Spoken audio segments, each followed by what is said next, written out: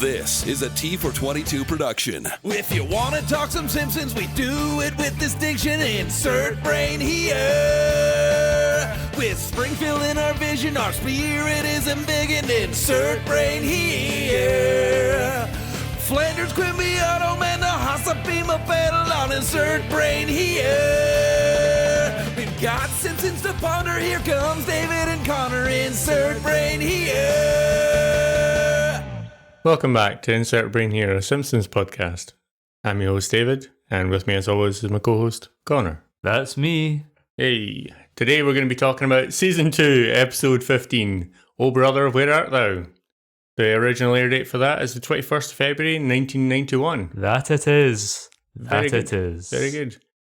Are you wanting to take us away with a nice little recap of I'd the love episode? to take you on a little journey through a memory hole, through a recap of this episode of The Simpsons. A fucking hole in my memory, that's what it is. Well, our episode starts out with a lovely scene from McBain, the latest McBain movie, whatever the title is. I'm not entirely certain, because I think they show you the title at the end of that for the next McBain. They show you You Have the Right to Remain Dead, which is the next McBain That's the movie. one. But they don't show you, I believe, the title of the current McBain movie. Yeah. Pan out in the cinema to reveal Grandpa Simpson and his best friend Jasper sitting there watching this film, complaining. They go outside to have an argument with a young teenager who's working there. Who doesn't give a fuck? Doesn't give a fuck. He's like, "Don't have a heart attack, old man." And then Abe Simpson's like, "Don't tell me what to do." And he has a heart attack. Yeah. So Homer rushes out to see him in the hospital, and Abe says, "This heart attack has made me realise that I could drop dead at any moment, and I have to tell you a secret. When I was courting your mother, I slept with a woman who worked at a carnival, and she had a son who we put up for adoption, and you have a half-brother." Big stuff. Big stuff. And then Homer sets off, and he's like, "I'm going to go find my half-brother." He's travelling to Shelbyville, because that's where the orphanage was. Manages to track him all the way to Detroit and finds out that he's a multi-millionaire voiced by Danny DeVito. Yeah. Homer is overjoyed to have a brother who's a millionaire, and Herb Powell, sorry, that's the Danny DeVito character, the half-brother, is overjoyed to have any kind of family connection at all. Yep. So he sets about spoiling Homer and Marge, and especially spoiling Bart and Lisa. Maggie doesn't really get a look in outside of an initial hug. An initial toss in Herb's direction. Yeah, Homer does toss her through the air towards Herb, and he Hikes catches her like her. a fucking rugby ball. Or a football if you're an American. Aye, different sport. But similar ball. Pretty similar, rugby and American football. Same kind of idea. It's going to get a lot of people hating this. Same shit. Fair. Same shit. Different shoulder pads. Aye, none in rugby. Yeah. Anyway, you were saying? But Herb has a problem. What's that? He's a Detroit car manufacturer, and he's losing business to the Japanese. Yes. He needs a new innovation, and he finds that innovation. He believes in Homer, who represents your average American Joe. Yeah. Bald, fat, lazy, and dumb. That's probably about right. So he says, "Homer, I'm going to let you design a car, the next big car. On all other cars put on hold, this is going to be the next big car. This is going to be a revolution in the industry." And despite warnings from people who work for him, multiple times, he lets Homer design this car called the Homer. For Homer. The Homer for Homer. Yeah. And it's such a hideous, repulsive, expensive monstrosity that his company is bankrupted and bulldozed the next day. Yeah. Oh, he also says about the fact that his house and all of his assets, the rest of his assets, all are seized all gone. Immediately. Perfect. So Herb gets on a bus and he tells Homer, "As far as I'm concerned, I have no brother." Yeah. And they go their separate ways. Grandpa Simpson rocks up just Abe in Simpson time. rocks up just in time to find out that Homer's lost all of the the millions that his other son had, and he gets back in his taxi and speeds away. Yeah. The family head back to Springfield. The end. Time for the good old sitcom reset. Aye, more or less. Everything goes back to normal. Yeah. Except Herb gets mentioned once every 10 seasons. Aye. Aye. When they can't dredge up another character for some reason. Aye. Or someone on the writer's staff is like, whatever happened to that guy? Yeah. Throw a little nod or a reference in. Does Danny DeVito need any work? Nope. See if we can't get... No, not at all. Alright, David, that was my recap. It was good. Nice and brief. Considering a little over 6 minutes was my intro, it's the same amount of time it took you to recap the whole thing, including me waffling during it. If you're listening to the edited version of this, which Yeah. I fucking hope you are, You bloody well better be. we're about 3 minutes in, Yeah, probably. and it's time for... Da da da da da da da da da da da da da da da da. Da da da da da da da da da da da da. That's the theme for Eye on Springfield. My favourite section. Your favourite section of the show where I sing the Eye on Springfield theme and not the section Eye on Springfield, Of which course. you hate. I do. Loathe every fibre of my being. This is a segment of the show where I cover characters who've made their first appearance in this episode. Yes. David, first appearance of Herb Powell. That'd be Homer's half-brother. That's the one voiced by Danny DeVito. I actively made sure that whilst I was listening to your recap, I remembered his name. Oh, you didn't remember it from the episode? I would have gotten Herb, probably. Uncle Herb. Yeah.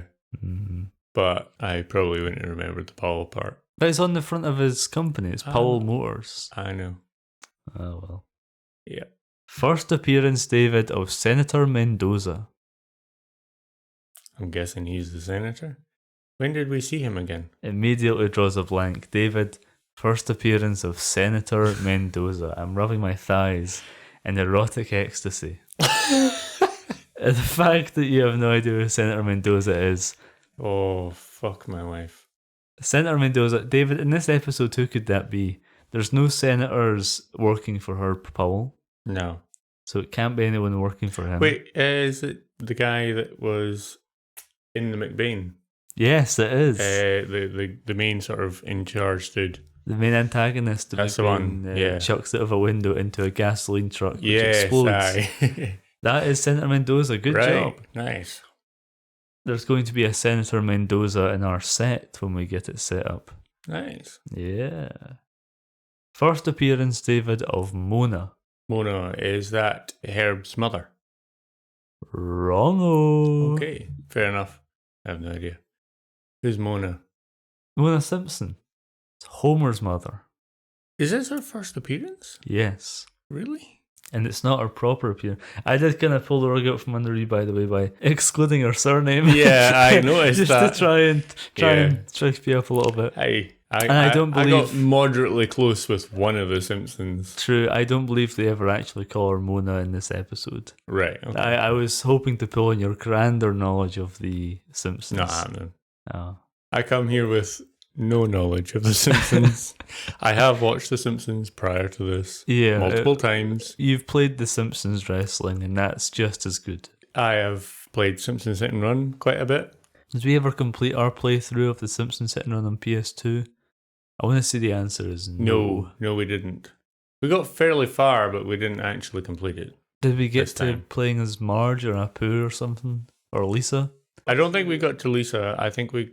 Oh, Lisa's the third character. It's Homer, Bart, Lisa, Marge, Apu, Homer, Bart again, I want to say. Okay. Well, then I think we got to about Marge, if that's the case, because I'm sure we were playing as Marge. We might have only just unlocked Apu, if that's the case. Maybe. Maybe. There's a memory card somewhere. There is... First appearance, David, of Dr. Hibbert's possible brother. that would be the orphanage worker. Yeah, the guy in charge of the orphanage. Whatever you call that. A dean, maybe. Presumably. I don't know. Dr. Hibbert's possible brother. Yeah. Guy who looks just like Dr. Hibbert, lives in Shelbyville, and says that he's... Only real difference is the wee Moustache. sections of tash that he's I think got it's there. a different voice actor as well. Fair enough. I'm He not sounds really sure. somewhat different. It might have been the same guy just putting on a slightly different voice. I like that they didn't go too hammy with that.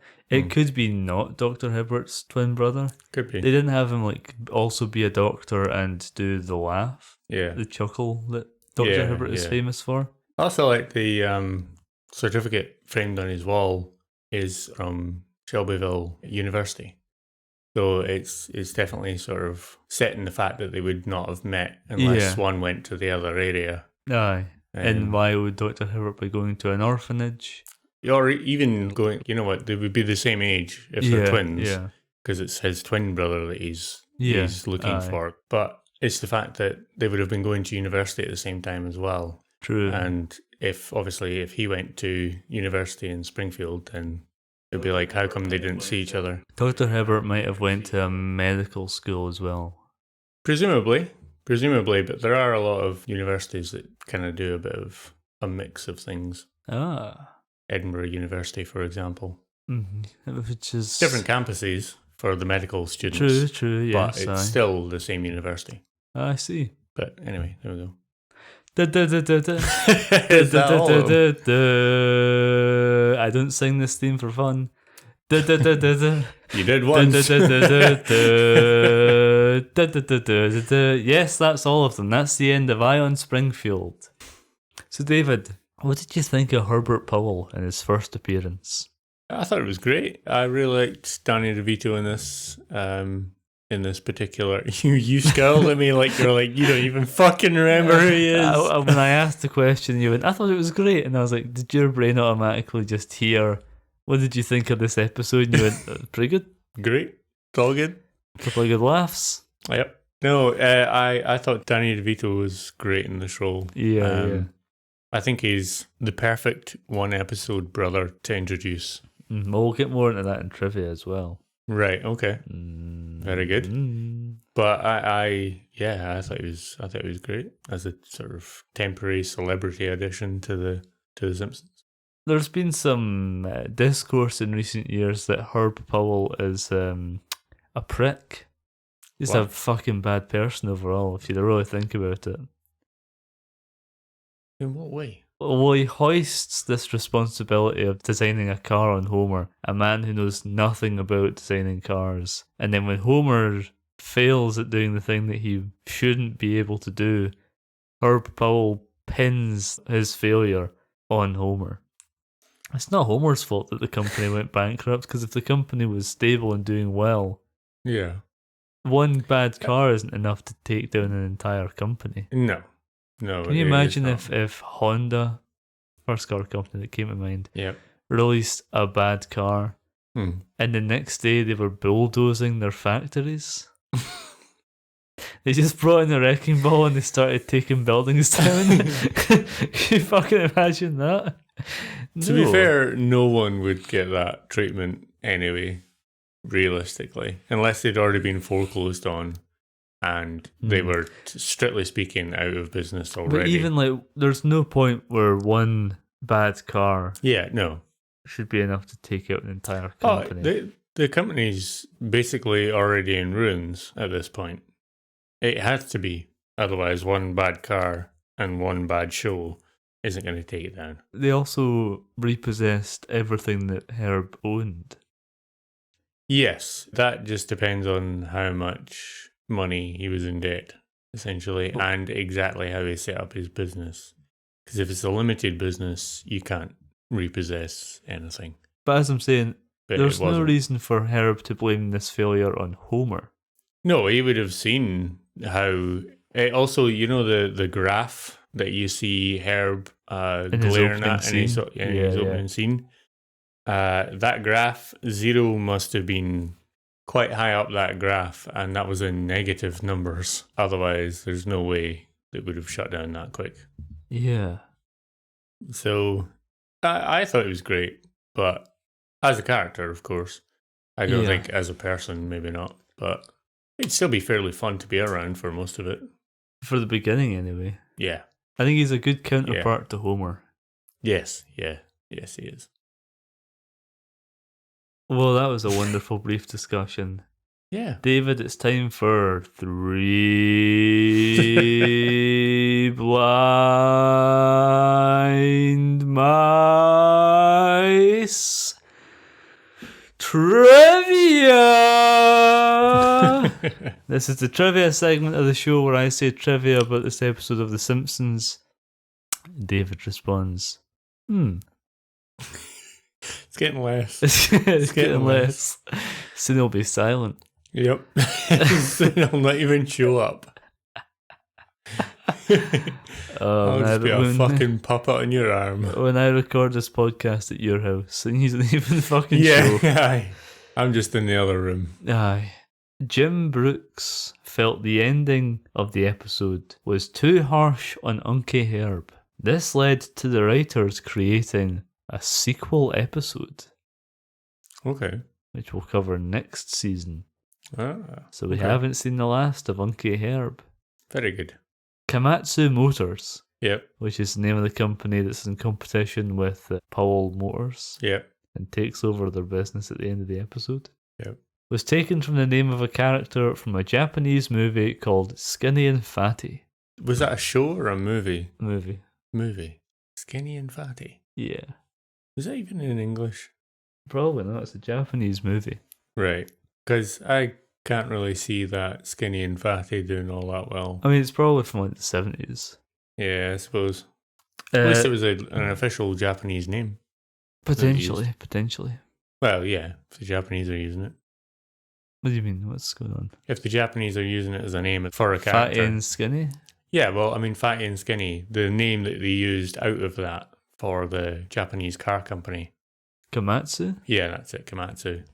At least it's a legitimate or believable Japanese name, as opposed to just making up some random shit that sounds Godzilla like Motors or something. Yeah, that sounds like it might actually have something to do with Japan. Yeah.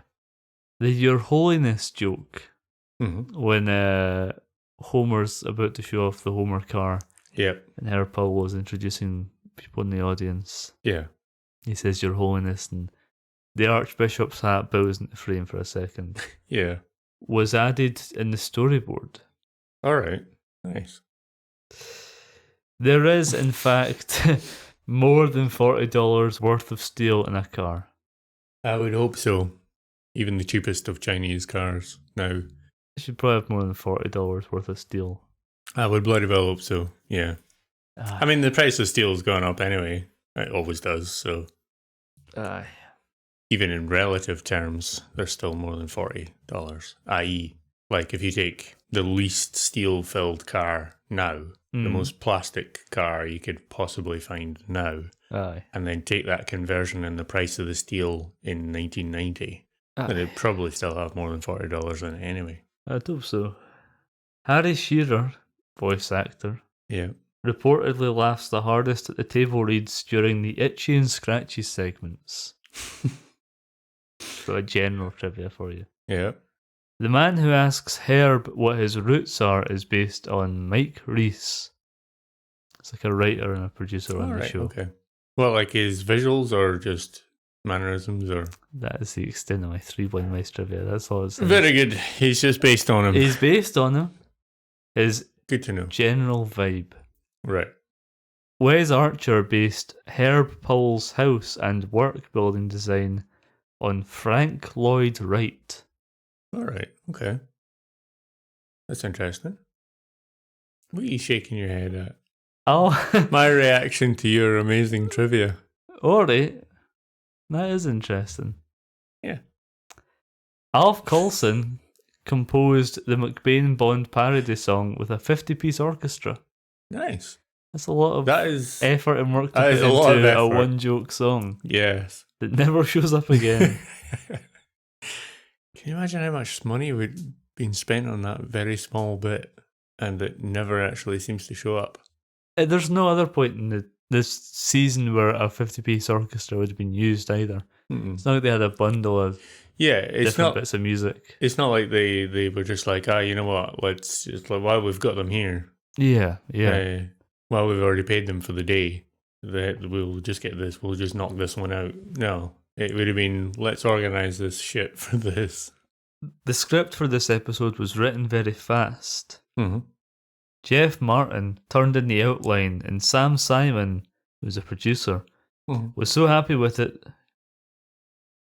You know, now you're saying, that's interesting, while you're taking a drink of your cider. I said, Sam Simon was so happy with it that they had to turn it into a script over a weekend. All right. That's interesting. I know. Yeah. As a recording session had been set up for 3 days from then with no scripts ready to record. Fucking hell. Aye. Oofed. I think it would have been getting turned into a script whether or not he was fucking happy with it. Aye. I think he was just probably over the moon that it was good. Maggie Roswell provides the voice of Mona Simpson in this episode. Okay. In future episodes, however, her voice is provided by a guest actress. Okay. Do you know who it is, David? I can't actually tell you, no. I'll keep that bit of trivia. I'm sure. When we get to the next appearance of Mona Simpson, you will find out then. You'll ask me to guess who it was. Yeah, I will indeed. Good. And you'll be like, Keira Knightley? Yeah. Aye, something like that. About 1991, mate. Drew Barrymore? Judy Garland? Sheena Davis? J-Lo? I don't know. Millie Bobby Brown? I'll start guessing people that were born after 1990. I think she might have been born after 2000, mate. Yeah. Yep. Yeesh. Yeah. Danny DeVito was a friend of Jim Brooks. It sounded like you were about to go, Danny DeVito was a fat, short guy, and we're like, we all know that. No. That now needs cut. Well, all of this needs cut. It's all shit. I know. Danny DeVito... It'd be about 4 minutes of episode in this one. Danny DeVito was a friend of Jim Brooks and had previously worked with Sam Simon, the producer. Mm-hmm. Dunk the clown. Yep. It's a euphemism. Oh yeah, good point. When she's throwing her the woman who seduces the woman that Grandpa Simpson as a young man. Yeah. Abe. Yes. It's implied pays to have sex with him. Yes. It's throwing a baseball up and down. Mm-hmm. And she says, "Dunk the clown." Yeah. She works at the carnival. Yeah, yeah. Writer Jeff Martin has said the title is a reference to the movie Sullivan's Travels. I don't really get that. Me neither. I know that it was later obviously turned into the title of the Coen Brothers movie, Oh Brother, Where Art Thou? Yeah. That's the end of 3 Blind Mice trivia. Very good. David, I'm diving into another segment right now. Okay. It's a segment that you detest and also have forgotten exists. Mm-hmm. Who complained and why?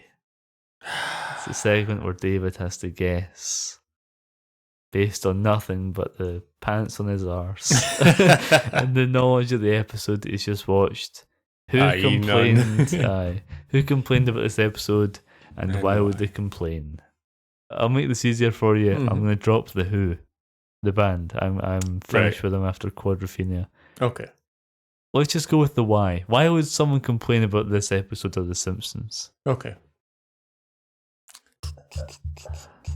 About the fact that an American car company went bankrupt because of the Japanese coming in. Wrong. Oh, I'm certain some people complain about that, but Not according to my trivia notes, and they are infallible. I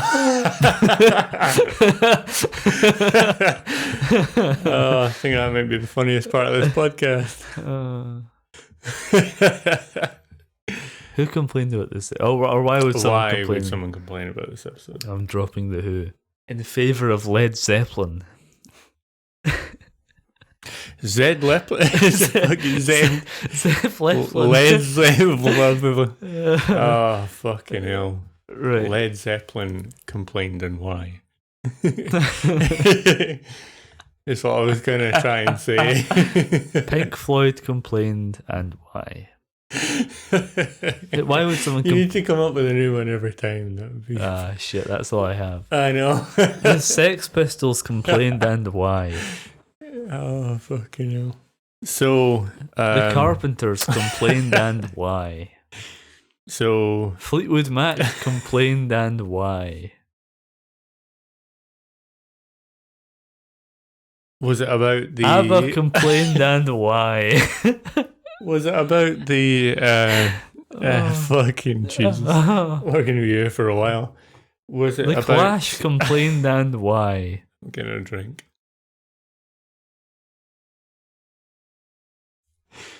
Was it about... Joy Division complained and why?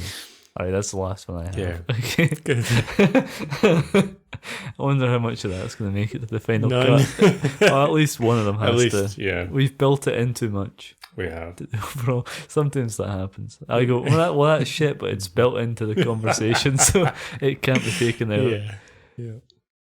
Why would someone complain? I think the next guest I would have on that one would be the fact that the orphanage gave out the details of Herb's information.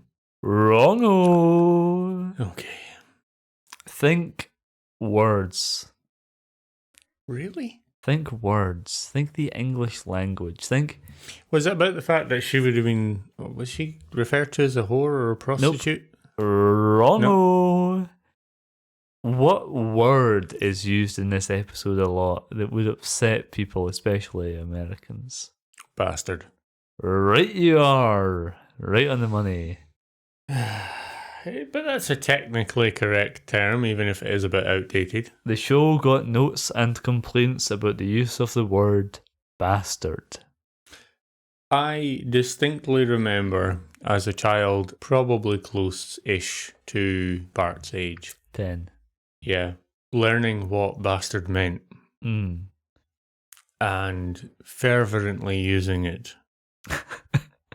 Until I got encouraged not to by my parents. Yeah. Can't say I have a similar story.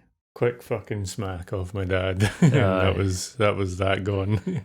Did you have the same thing with the bitch being the name of like a female dog? Oh yes, my gran bred dogs as well. Oh, so of course, I learned that one early. Yeah. Yeah.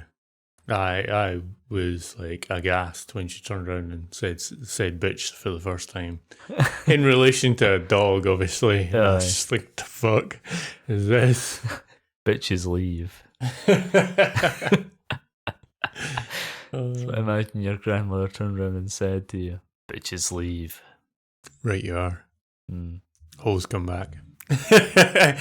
Never mind. That's staying in. Yeah. David, what's your one bit of animation that you actually quite liked? Okay. This is a segment on the show where I asked David for one bit of animation from this episode that he actually quite liked. Well, my one bit of animation I actually quite liked was something I spotted.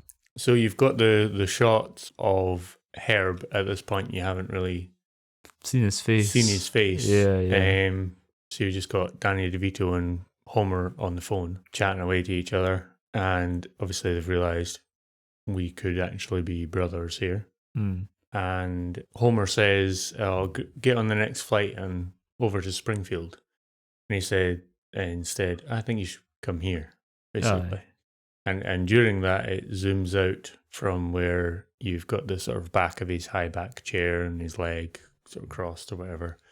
Through the room that he's in, through the window for the mansion, and then all the way out to sort of the top of the next building sort of view of the mansion. Like an establishing shot. Yes, an establishing shot of the mansion that he's got.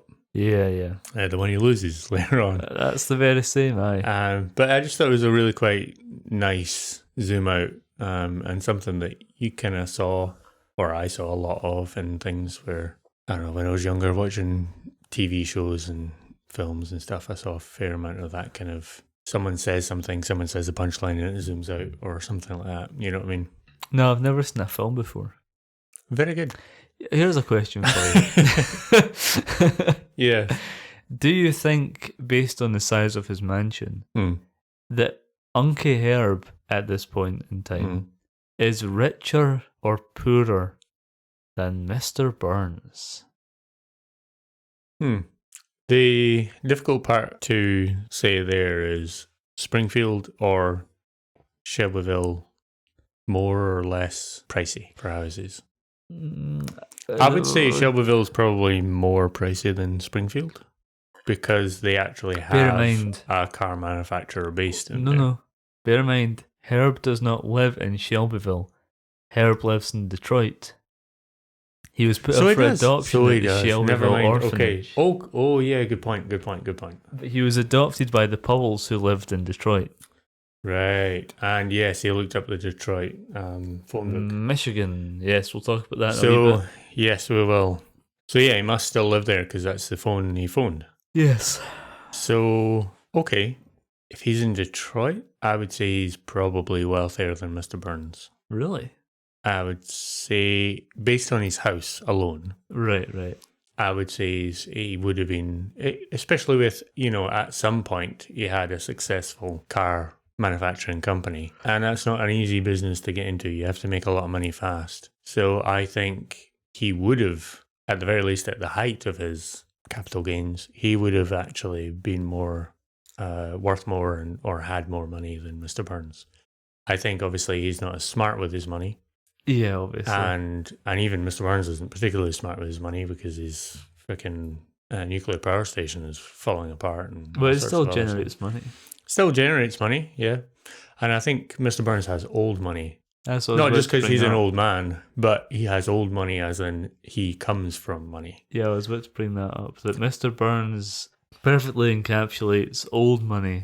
Yes. Or it doesn't matter if the nuclear power plant goes belly up because he's got so many other things. He's got his finger in so many pies kind of thing. Different irons and different fires that are generating their own income. Yeah. Just having a lot of money sitting in a savings account probably is enough to generate vast amounts of income. Yeah. Whereas Herb Powell, I think, really does represent your kind of yuppie 80s, mainly 80s, but kind of into the 90s, new rich, Wall Street kind of guy. Yeah. The other thing to consider there as well is the fact that Herb might have spent a good portion of his money on his house. That's true. And therefore maybe didn't have much sitting in his bank. He's got like a living chef and a pool and a jacuzzi and stuff like that. And a small yacht and stuff like that as well. We saw that in the show. Yeah, Marge and the kids on the yacht. Not even that small, really. It's got a horse running around it. Yeah, it's fairly small. Which really reminded me of the American horror movie The Ring. There's the horse on the boat. Yeah. Man. Good stuff. But yeah, I would say that there's, by any point in the episode that we actually see Herb, Mr. Burns has got way more money. Oh yeah. By an absolute mile. Because we've already said that Herb must be going under as is before he even meets Homer. Yeah. Well, I know no one asked, but my one bit of animation that I actually quite liked, I could slip it in here, is probably the bit at the end of the episode where Homer does the advert, the commercial rather. Oh, right? For his unveiling. For the unveiling of the Homer car. Yeah. Yeah, that's a nice, nice sort of sequence. Very true to life as well for other weird car adverts. Yeah, reminds me of. You don't even see the car in it. Yeah, the ones great. Where Matthew McConaughey drives a Lincoln. Oh yeah, just driving. It's me in the open road, my Lincoln. Yeah, that's great. Yeah, I quite like that. And the when he puts the aviators on, you actually get a reflection on the aviators. Yeah, that's great. That's it's interesting to see Homer not fail at that. Yeah, they don't do a joke where it falls down the cliff or something. Yeah, drives it off the cliff, and then they pull the curtain up, and it's the car driven off the cliff, destroyed. Yeah. Well, that's about all we have time for today. Very good. This has been Insert Brain Ear, a Simpsons podcast. I'm your host, David, and with me, as always, has been my co-host, Connor. That was me. And some next time, tomorrow. You can follow us on Instagram at Insert Brain Here Pod or on Twitter at T422. That's the letter T and the numbers 422. Yep. Visit our website, insertbrainhere.podcastpage.io. Nice. You can find this podcast on YouTube, Spotify, and all other major and minor podcast hosts. That's the one. Next week we'll be covering... This time next week we'll be back talking about Bart's Dog Gets an F, the 16th episode of the second season of The Simpsons. Very good. This has been a T for 22 production, and we'll smell you later, baby. Smell you later. You woke back up right at the end. Oh, I'm geared up and ready to go. Let's do another episode. No. Nah.